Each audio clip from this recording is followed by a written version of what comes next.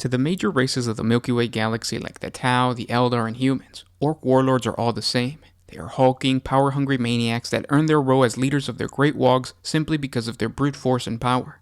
To them, these warlords are simple-minded beasts that can only think of conquest in the most primitive form. But this couldn't be further from the truth. Although it's hard to distinguish, most Orc warlords are brutally cunning, and no two green-skinned leaders are the same.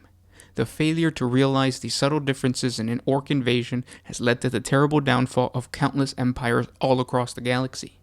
To understand why these clever and competent Orc warlords are overlooked, we need to understand that within the Orc culture, there are several key biological markers that give certain greenskins specific affinities. Some Orcs are born with a natural ability to create and understand technology. Others are naturally born horticulturists. Others have a strong connection to the etheric energies of the warp, and all of these random abilities are utilized for war, as is the nature of the greenskins.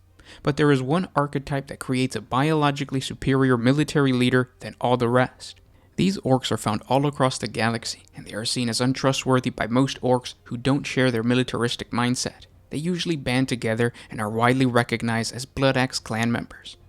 Now, just because an Orc is born a Blood Axe doesn't guarantee him a leadership role within the society. Blood Axe Orcs must prove themselves by fighting their way to the top just like any other greenskin. And although they are great strategists, these natural abilities don't always translate too well to hand-to-hand brawls against members of other clans. When a Blood Axe Orc does bully his way into power over all the other Orcs, he becomes one of the greenskins' most dangerous Orc warlords. Blood Axe warlords are a relic leader of the ancient Krork Empire. When the greenskins were recognized as the Krork, it was their kind that made this ancient race so dangerous in combat, even against the Necron race at the height of their power. And even though those days are long gone, every now and then an intelligent warlord will rise up and lead his warriors into victory after victory as the enemy is overwhelmed by this uncharacteristically organized and cunning Orc warlord. Such was the case for the Orc warlord Gratstaka Uruk Mekdaka. With that said, I want to welcome you guys back to another 40 Facts About the 40k Universe. I am your host, Gershwan, and today we're going to be talking about the Orc Warlord Gratstaka. If you guys are new to the channel, we post Warhammer 40k lore videos every single day, so subscribe to the channel if you're interested in the 40k universe.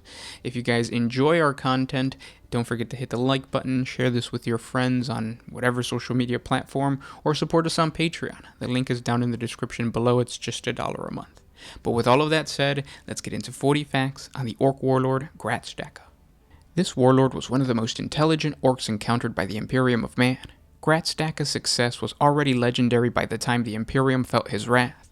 His conquest had swelled his Orc force to a very impressive size, as it was composed of not only Orcs from all the major clans in the galaxy, but also an entourage of Eldar Corsairs, human pirates, renegade Xeno captains, and hundreds of warrior slaves. It was truly one of the most diverse Orc forces known to mankind, and it exemplified the warlord's unusual superior understanding of concepts that humanity had no idea Orc could even master, such as trade, bribery, coercion, political alliances, and strategic resourcing. The Imperium first encountered Gratstaka when he invaded the imperial industrial world of Kaladar.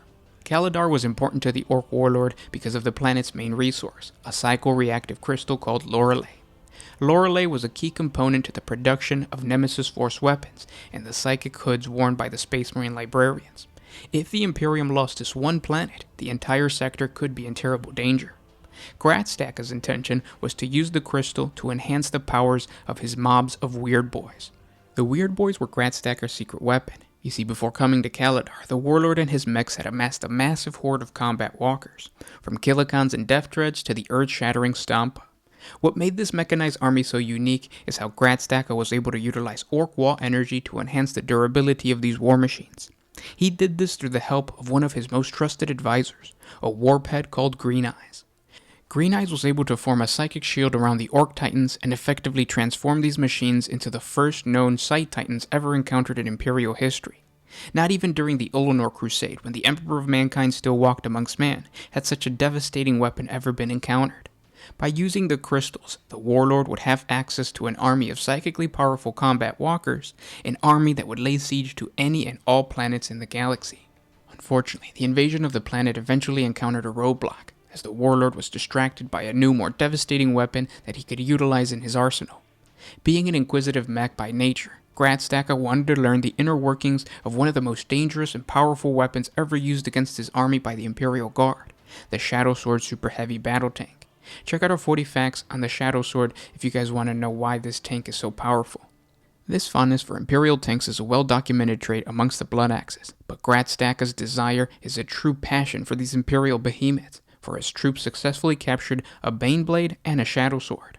To crack the code of the Imperial tank technology, the Warlord captured the chief engine seer attached to the 7th Patagonian Super Heavy Tank Company, Tech Priest Brasslock. Brasslock was actually the only Imperial adept to bother to give a full description of this impressive warlord.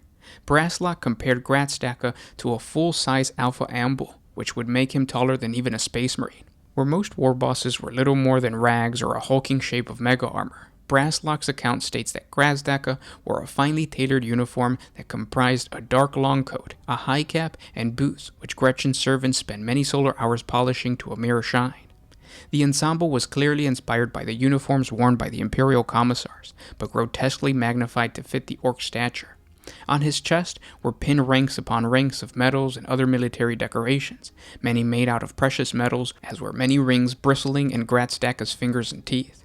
The warlord also made concessions of orcish culture by wearing a necklace of teeth, also capped in gold, as well as affixing a big feather in his band of his cap, just like freebooter captains. About his neck hung a vulgar pendant bearing the cross axe of his clan. The war boss's weapons were a pair of heavy power axes that hung about his throne. His attending grots also wore a mockery of Imperial military uniform, albeit of poorer quality than that of their masters. Gratstaka's court also comprised of several human slaves, most importantly one eunuch named the Dog. He acted as the warlord's translator, even though the tech priest quickly realized that the warlord was fluent in Imperial Low Gothic, the common language of the Imperium. Gratstaka understood that he would get more out of the tech priest if he attempted to bribe him for the information he required instead of forcing the Imperial servant to reveal his secrets. The tech priest was first offered a treasure. In truth, it was a ramshackle collection of both junk and precious objects, since the orcs had little understanding of what passed as valuable amongst the humans. When this did not sway the adept to help him, Gratstaka offered instead 3 captured human female slaves, no doubt former courtesans, by the make of their torn dresses. Seeing that carnal desires would not convince Brasslock to betray his people, Gratstaka offered something he thought was more tantalizing. Brasslock could be rebuilt with orc bionics and serve as one of his most favored mechs, a position that came with great prestige and gold. The tech priest would be saved by the arrival of the Black Templar Space Marine chapter. The Kaladar Crusade, as it became known, concluded with the death of the cunning warlord at the hands of the Astarte warriors. And those were 40 facts on the warlord Gratstaka. Now, if you're interested in learning more about the Krork, because I did mention that because he is a Blood Axe clan war boss, he basically is what the Krork used to be. Check out our 40 facts on the Brain Boys, or check out our 40 facts on the Krork. I'll put a link up above, but that explains what happened to the Krork and why they devolved into the orcs. And by devolve, I mean the society devolved. They themselves biologically didn't devolve, because you still have Blood Axe warlords that can get to the power and the prestige of Gratstaka. It just doesn't happen because the society is completely different, and that video goes over all of that. So if you're interested in that orc lore, check that video out. If you guys have suggestions for any other warlord, let me know what it is in the comment section below, or any other suggestion or question about 40k in general, just comment down below. Thank you guys so much for listening, and I'll talk to you tomorrow. This is Gershwan with One Mind Syndicate, signing out. Always